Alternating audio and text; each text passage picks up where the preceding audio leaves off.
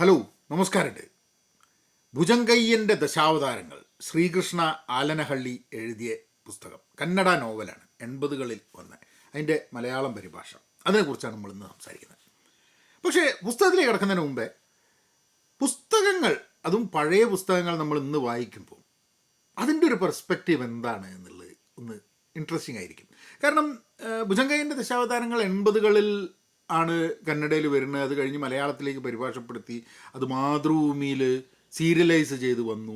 ധാരാളം ആൾക്കാർ, ചിലപ്പോൾ ഇത് കേൾക്കുന്ന ആൾക്കാർ കുറേ പേര് വായിച്ചിട്ടുണ്ടാകാൻ മതി ഈ പുസ്തകം. അപ്പോൾ 2025 ഈ പുസ്തകത്തിനെ പറ്റി സംസാരിക്കുമ്പോൾ, അല്ലെങ്കിൽ ഇക്കാലത്ത് ആദ്യമായിട്ട് ഞാൻ മുമ്പ് ചെറുപ്പത്തിൽ ഈ പുസ്തകം വായിച്ചിട്ടില്ല. ഞാൻ ഇത് വായിക്കുന്നുണ്ടെന്ന് ചില ആൾക്കാരോട് പറഞ്ഞപ്പോൾ അവർ പറഞ്ഞു, അതൊക്കെ ഞാൻ പണ്ട് ചെറുപ്പത്തിൽ വായിച്ചായിരുന്നു.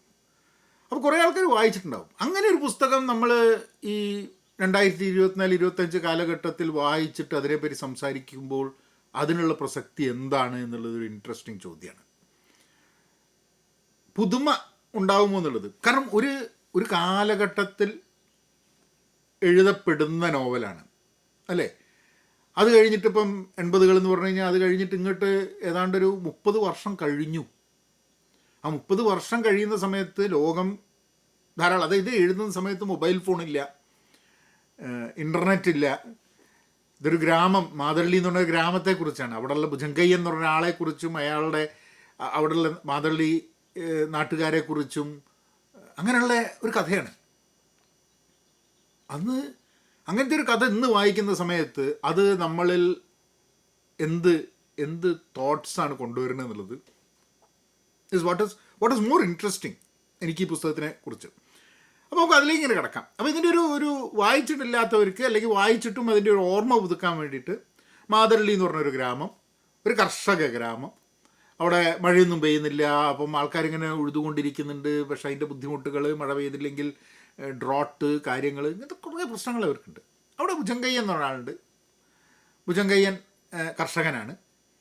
പക്ഷെ ഭുജങ്കയ്യൻ അവിടുന്ന്, ആ കർഷകനായിരിക്കുന്ന ഭുജങ്കയ്യൻ തന്നെ ഒരു ഹോട്ടൽ തുടങ്ങുന്നു, വേറെ പല കാര്യങ്ങൾ തുടങ്ങുന്നു. അങ്ങനെ പല രീതികളിൽ ഭുജങ്കയ്യൻ്റെ ജീവിതം, ഭുജങ്കയ്യൻ്റെ ലൈഫ് ആ മാതള്ളി എന്ന് പറഞ്ഞ സ്ഥലത്ത് അങ്ങ് വികസിക്കുകയാണ്.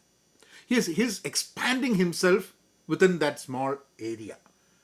അതാണ് ആ കഥയുടെ സംഭവം. അതിൽ ഭുജങ്കയ്യൻ്റെ ഭാര്യ പാർവതിയുമായിട്ടുള്ള പ്രശ്നങ്ങൾ, ഭുജങ്കയ്യൻ്റെ ഹോട്ടലിൽ വന്ന് താമസിക്കുന്ന, അല്ലെങ്കിൽ ചായക്കട എന്ന് പറയാം, അങ്ങനത്തെ ഒരു ഹോട്ടൽ, ഭക്ഷണവും ചായയൊക്കെ. അപ്പോൾ അവിടെ ചെട്ടിയാരും മോളും വരുന്നുണ്ട്, സുശീലയുമായിട്ട് ഭുജങ്കയ്യനൊരു റിലേഷൻഷിപ്പ്. അങ്ങനെ അത് കുടുംബജീവിതത്തിന് ഇമ്പാക്റ്റ് ആവുന്നു.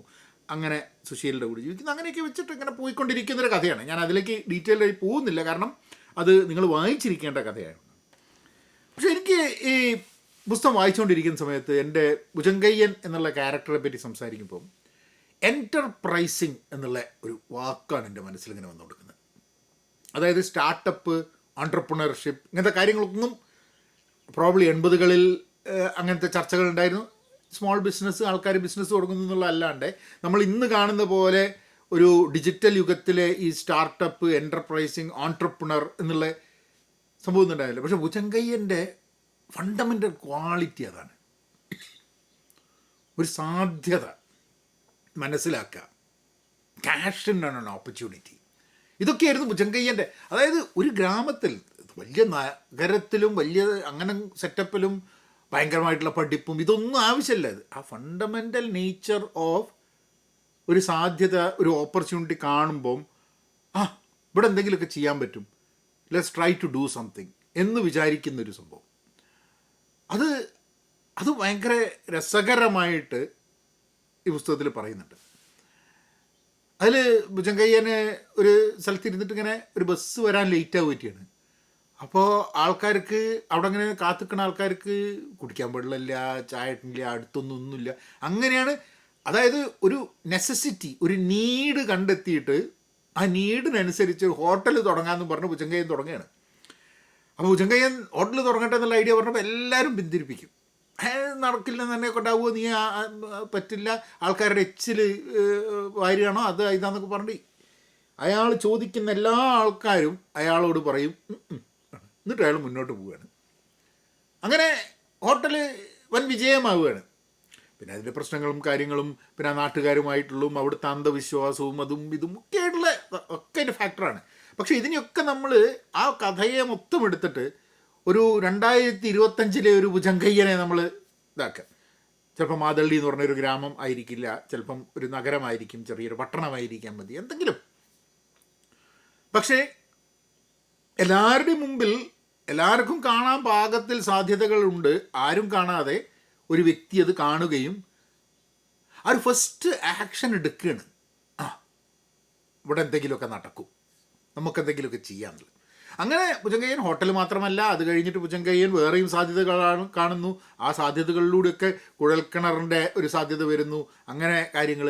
And the way he networks with people, right?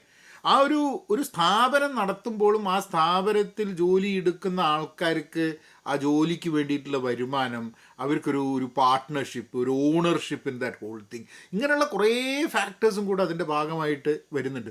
ഒരു പൈസ ഉണ്ടാവും, ഒരു ചൂഷകനാവുകയല്ല ഭുജങ്കയ്യൻ. ഭുജങ്കയ്യൻ അവിടെ ജോലി ചെയ്യുന്നു, ഭുജങ്കയ്യൻ അവിടെയുള്ള ആൾക്കാരെ പോലെ തന്നെ ജോലി ചെയ്യുന്നു. അത് അവരുടെയും കൂടെ സ്ഥാപനമാണ് എന്ന് ഭുജങ്കയ്യന് സംസാരിക്കാൻ പറ്റുന്നു.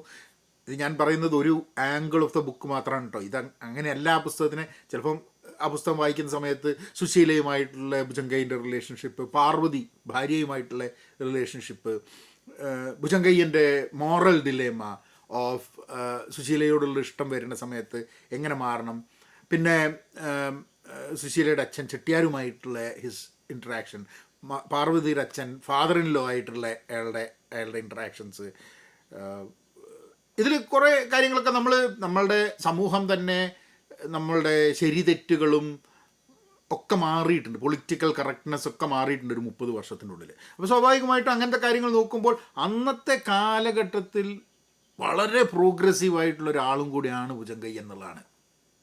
That is a interesting thing. And ഭുജങ്കയ്യന് വളരെ ഹെൽപ്പ് ചെയ്യുന്ന ആൾക്കാരുണ്ട്. ഭുജങ്കയ്യന് മെൻറ്ററുണ്ട്.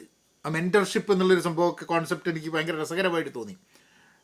അതായത് ഭുജങ്കയ്യന് എന്തെങ്കിലും ഒരു പ്രശ്നമുണ്ടെങ്കിൽ ഭുജങ്കയ്യൻ ഒരു സ്റ്റക്കായി കിടക്കുകയാണ്, എന്താ ഒരു തീരുമാനം എടുക്കാണ്ട്.